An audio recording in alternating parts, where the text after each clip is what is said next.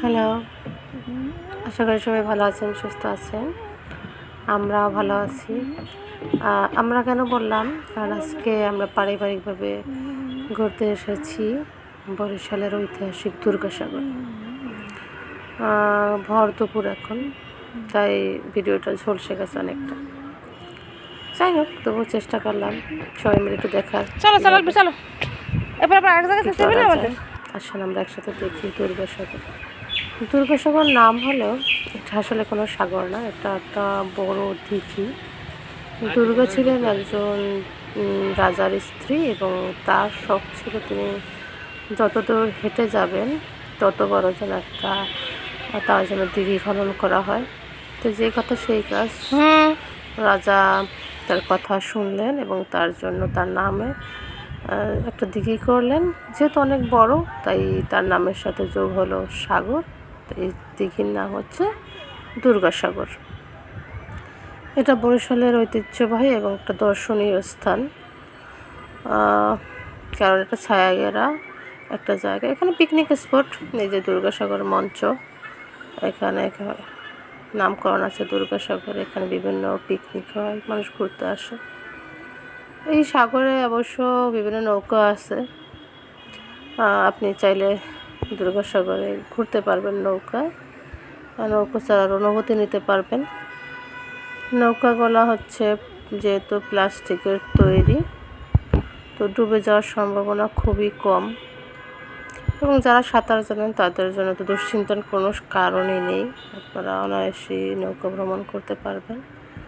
মাঝখানে ছোটো একটা দ্বীপের মতো আছে এবং এটা হচ্ছে নৌকাতে যাওয়ার ঘাট। এখানে দুর্গাসাগরে বেশ কিছু প্রাণী আছে, তাদের মধ্যে হচ্ছে চিত্রা হরিণ, ময়ূর, এমো পাখি, বানর। হরিণগুলো বেশ প্রাণবন্ত, আমার অনেক ভালো লাগছিল। হরিণ অনেকগুলোই আছে, বাচ্চা হরিণ, বড় হরিণ। সেক্ষেত্রে ওরা খুবই ছটফট করছিল। দর্শনার্থীরা অনেকে ওদেরকে খাবার দিচ্ছিল, অনুমতি নেই অবশ্য। তো ওরা সেটা খাওয়ার জন্য এক জায়গায় ভিড় করলো। ভালোই মানে আনন্দদায়ক একটা পরিবেশ আমরা উপভোগ করলাম। চারদিকে যেহেতু ছায়াঘেরা সুনিবিড় পরিবেশ, আর বাচ্চাদের খেলার জন্য যে প্লে জোন আছে, এখানে দোলনা আছে, বাচ্চারা ঝুলছে। আর বাচ্চাদের সাথে অভিভাবকরা আসলে তাদের জন্য বসারও জায়গা আছে। একটা সুন্দর আয়োজন, মানুষ পারিবারিকভাবে এখানে বেশিরভাগ আসে, ঘুরতে আসে বা পিকনিক বা পারিবারিক প্রোগ্রাম, কর্পোরেট অফিসে প্রোগ্রাম করতে পারে। সব কিছু মিলে প্লেগ্রাউন্ডটা অনেক বড়ই, বাচ্চাদের জন্য বিশেষত এটা করা একটা শিশু পার্কের মতো। তো শিশু পার্কের পাশে শিশুদের সাথে যদি অভিভাবকরা আসে, তারা অবশ্যই বিশ্রাম করতে পারবে। এর জন্য সুন্দর বেঞ্চের ব্যবস্থা আছে, দূরে দূরে অভিভাবকরা বসে আছে।